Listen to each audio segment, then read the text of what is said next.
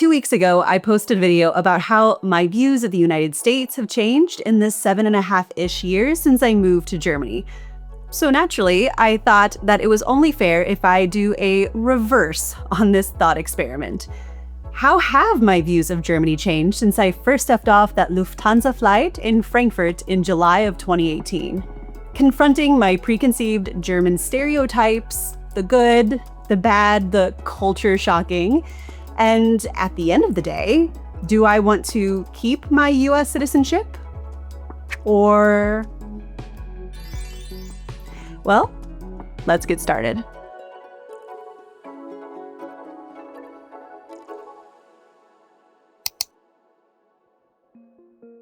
Admittedly, it's been a while since I've shared the story, and with quite a few subscribers now, I thought I would briefly share my story of how I ended up in the Black Forest of Germany, because to be honest with you, if you had told me 10 years ago that I would be here of all places in the world, I would not have believed you.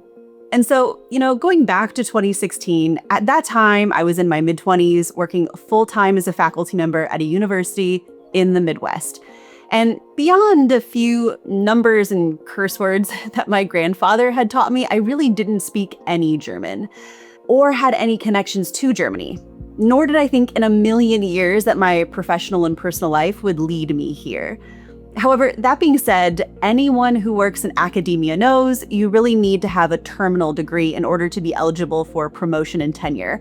So I always had the goal of a PhD in the back of my mind. But as fate would have it, I began long-distance dating my now husband, who was working as an engineer in the cycling industry in Freiburg, Germany. So as that relationship developed, I looked at my life in the United States and thought, what would happen? Sure, what I have right now is good. I love my job. I have friends and family nearby, but what would happen if I took the leap? If for once I didn't just do the safe thing, but went all in for the grand adventure? If not now, when? So I did it. I sold my house, my car, I packed up everything I owned into a few suitcases and moved to Germany in July of 2018 after I was accepted into a PhD program here in Freiburg. And since that time, a lot has changed, both personally and professionally. My husband and I were married, I finished my PhD, we have 2 little boys, and we bought and built a house in the Black Forest and started a business. I went from teaching part-time, studying part-time, working at an architecture firm part-time, to becoming a content creator and a mom. And alongside navigating all of these changes, a lot has had to happen behind the scenes as well. But I feel very fortunate to be where I am and have all of the opportunities that I do now. Getting on the plane to Germany was one of the riskiest, but best decisions I've ever made. But I don't want to sugarcoat it too much because realistically, it wasn't all easygoing all the time. I had to work really hard to fit in here, and it wasn't always a great experience. I left a job where I was expected for my expertise and knowledge in my field. I mentored hundreds of students, worked on advisory committees, authored and published research, but absolutely none of that matters if you can't communicate. Your ideas and knowledge are only as good as the tools you have to share them with others. So the very first year that I was here in Germany, I was pretty much burning the candles from both ends, so to speak. Between the 4-hour intensive German language classes, working 15 hours a week in an architecture firm, making construction documents, and being a full-time researcher, there really was little time for much else, let alone making meaningful connections with others and finding friends. Which is not a dig at Germany. I signed up for this. It was the challenge that I agreed to take on willingly. But I will say that making friends was complicated by the cultural differences here in Germany. And I say this with kindness, but one of the big stereotypes that a lot of foreigners have of German people is that they're often perceived as distant, cold, or unfriendly. Especially if you come from the United States, where people are very open and very friendly, almost as if by default. Does someone need a hug?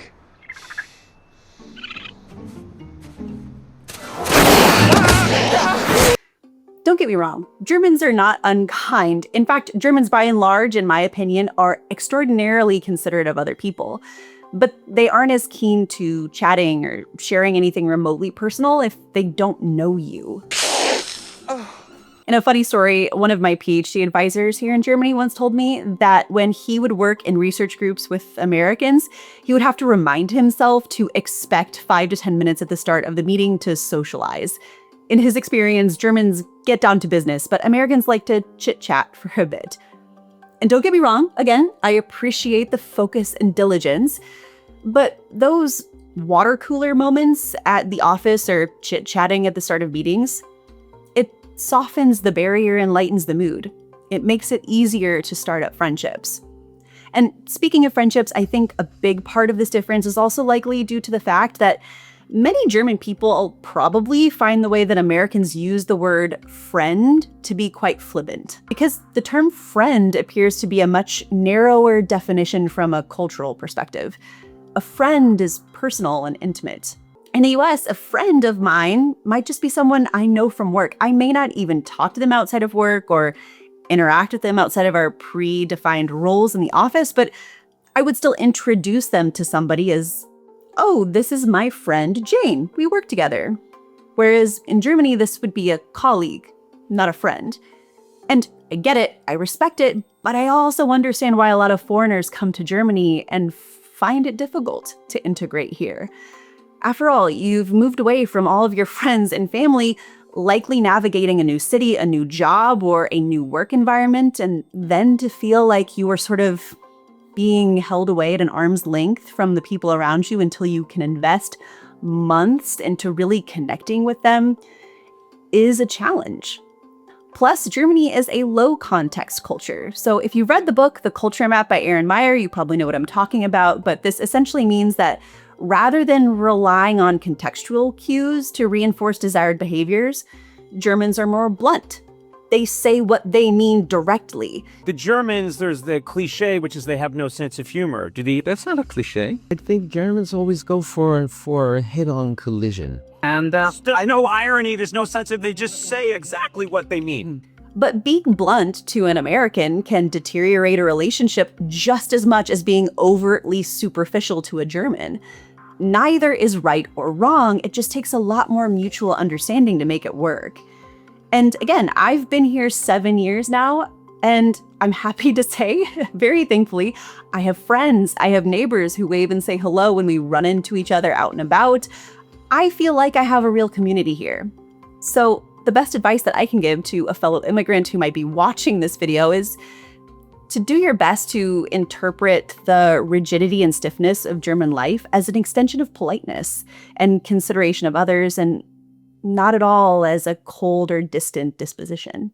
And I think this discussion about being direct, authentic, and not superficial also greatly impacts the systems and securities that German people have in place to protect themselves and their neighbors. Even the word in German, Solidarität, or solidarity, is much more prevalent in spoken German than it is in American English, because I don't think Americans have a strong grasp of what that means from a social perspective. In the United States, the communities which are most valued are almost always the ones that you can opt in or out of. You have your church community, your sports community, and subsequently, the investment that you make into that community, whether it's with time or money, is largely optional, yet almost always given with a greater degree of willingness. But on the flip side of things in the United States, your actual community, the one that's defined geographically with city limits, the one that you can't opt out of, unless you physically move, which is a luxury that many can't afford, is treated with a much greater degree of hostility and skepticism.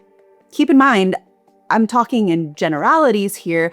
Of course, there are going to be exceptions, but the lowering of taxes, even if it means substantial cuts to social programs and education, are often met with resounding applause. And we frequently hear Americans lamenting about how my tax dollars are spent, or not, as if it's a personal expenditure.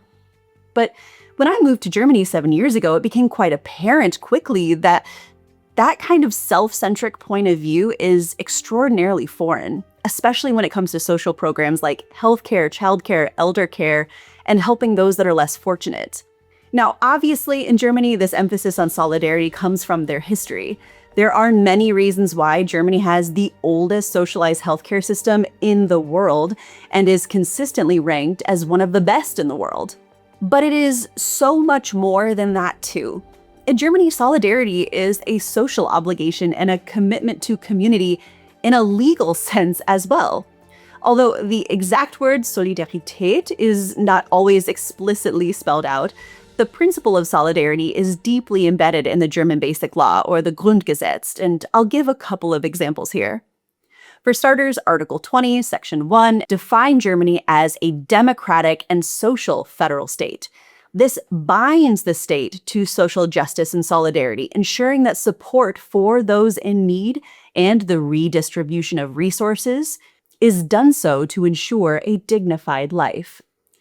The aspiration of any country, in my opinion, should be that everyone has the resources to live in dignity. And to have that written into the Constitution, a legally binding right, is something that I find to be really beautiful. But also in the Grundgesetz, Article 14, Section 2 states that property entails obligations. Its use shall also serve the public good, which implies a solidarity-based limit on ownership. I've actually spoken about this before in another video, which I'll link here, on the right to roam. But in Germany, as well as other nations around Europe, access to nature and the environment isn't a privilege that only the rich can enjoy. You aren't allowed just to buy up large amounts of land, not develop it, and then simultaneously kick people off of it. In the 7 years that I've been in Germany, I have never once seen signs like this just posted up in the wilderness. Simultaneously, this also means that private property rights are not absolute like they are in the United States. Owners must use their property responsibly, balancing personal benefit with societal needs, allowing for regulations like environmental protection or housing rules that benefit the community. In German, there's this term Wagenburg-Mentalität, which translates to the wagon castle mentality, and I think we call it a bunker siege mentality in English, but essentially it describes a defensive, isolationist mindset where a group withdraws from the outside world due to perceived imminent threats, something that ultimately undermines democratic resilience. And, I think in light of the various crises in the modern world, Germany isn't immune to this phenomenon either, but I am thankful that German culture, to me, appears at least to be better equipped to resist it. You help your neighbor, you look after your neighbor, and you create a system where everyone is supported at a basis level.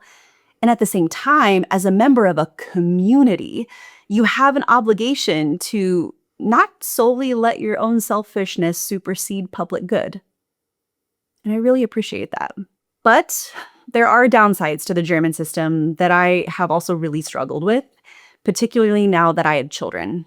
And without sharing too much, because I want to respect his privacy, admittedly, we're just getting started on the school journey in Germany. But from what I've experienced thus far, the German school system is at times very rigid and inflexible, in my opinion, to accommodate kids that need more personalized learning, more time, more grace, to be frank. In Germany, kids are sorted or tracked into different secondary school types, Gymnasium, Realschule, Hauptschule, or Gesamtschule, around the age of 10, after just 4 years of primary school based on their academic performance and teacher recommendations, guiding them towards either university prep or vocational training paths. But the social sorting, even just psychologically, happens much earlier than that, I think. At one point, we had a teacher at his prior kindergarten tell us that he requires more than I can give him. And that just broke me. I fully recognize that it takes more energy and attention, but I would greatly prefer that you not just shut my kid away from important social development opportunities because it's easier to exclude him than to help him sit and participate. It was an incredibly frustrating experience for everyone involved, but at the end of the day, we're just asking for equal opportunities here. And again, I know I'm being very vague on details, but this particular problem had gotten so bad that, quite frankly, it even brought my husband and I to consider moving back to the United States at one point. My husband was actually diagnosed with ADHD from a young age and struggled a lot in school. It took him until university to really excel academically and learn how to manage his inattentiveness and hyperactivity. And, he doesn't even think that, given his prior academic grades and behavior in the classroom, that he would have made it to gymnasium, let alone go on to university and get a master's degree in mechanical engineering, if it wasn't for the fact that opportunity was never taken off the table for him. And my fear was that my child would have those opportunities taken from him, that his intelligence, his curiosity, his humor, his excitement for learning would be overshadowed because highly structured, rigid environments just don't suit him. And we're immigrants on top of it all, where German isn't our native language. So functionally speaking, we're starting at a disadvantage. And when you add on other challenges, that hill just gets steeper and steeper that you have to overcome. Now, thankfully, after a lot of back and forth interventions with specialists and resistance, quite frankly, we have finally found him a kindergarten with a new group of teachers that are much more gracious with him and are much more enthusiastic to nurture his development. At our last parent-teacher conference, one of them actually said to me, "Wir werden ihn nicht in eine Schublade stecken," which I think if you directly translate that, it sounds kind of funny. But what she means is that they won't just give up on him. They won't just shut him away in a drawer, which I think sadly happens more often than we care to admit. And gosh, we are so lucky that we were able to push to have him moved and to be flexible enough to accommodate the change. There are real childcare shortages nationwide, so it isn't lost on me that we have a very positive and unique outcome. But, this entire experience was honestly the first time that we did really question whether or not staying in Germany would be the best decision long term. Which, by the way, I think is a good transition to the final chapter, because over the last few months, years, in fact, many of you have asked, are you going to stay in Germany and become German citizens? And my answer to that is yes. We absolutely have every intention of staying in Germany and becoming German citizens. Unfortunately, only one person in our family holds a German passport at this time. This actually belongs to our youngest son, who was granted citizenship at birth. This isn't mine. And while I don't want to put the cart before the horse, as they say, I should hopefully have mine later this year in 2026. The entire process of gaining German citizenship is entirely dependent on the Landkreis where you live. If you live in Freiburg, for example, you submit everything online, and the wait, according to their Ausländerbehörde, is 2 years for processing. Now, our Landkreis, which borders Freiburg, is very much the opposite. You have to have an in-person appointment with the naturalization office to submit the documents. The mistake I made was that I really didn't reach out to them soon enough. I didn't think that I could or I should make that appointment until I had all of our documents in hand, and those take a lot of time to put together. For example, we had to take the citizenship test, but that test books out 4 months in advance. Then you have to wait another 6 to 8 weeks for those results to be proctored in Stuttgart. Now, I am happy to say that I passed with flying colors. Woo! But the long story short is that when I finally called the naturalization office to set up our appointment in October of 2024, the very nice lady who works there told me that the next available appointment to submit the documents was not until February of 2026. Right now. Again, that's the appointment to submit the paperwork, which books out 1.5 years. Processing of all of those documents takes an additional year. But I have to say, the most shocking thing to ever happen to me in Germany occurred. For all of the jesting that we like to have over the glacial pace of bureaucracy in Germany, in August of last year, I got a call out of the blue. It was the very same nice lady asking if I would like to move our appointment up 6 months to September. I know. I need to go out and buy a lottery ticket. I cannot believe we got that lucky. So, needless to say, my application to officially become one of you, a German citizen, has been formally submitted, and hopefully in the next 6 months or so, we should officially take the oath of citizenship, which feels really, really good. You know, Germany has been the place where we have built our careers, our house. It's where we see our future.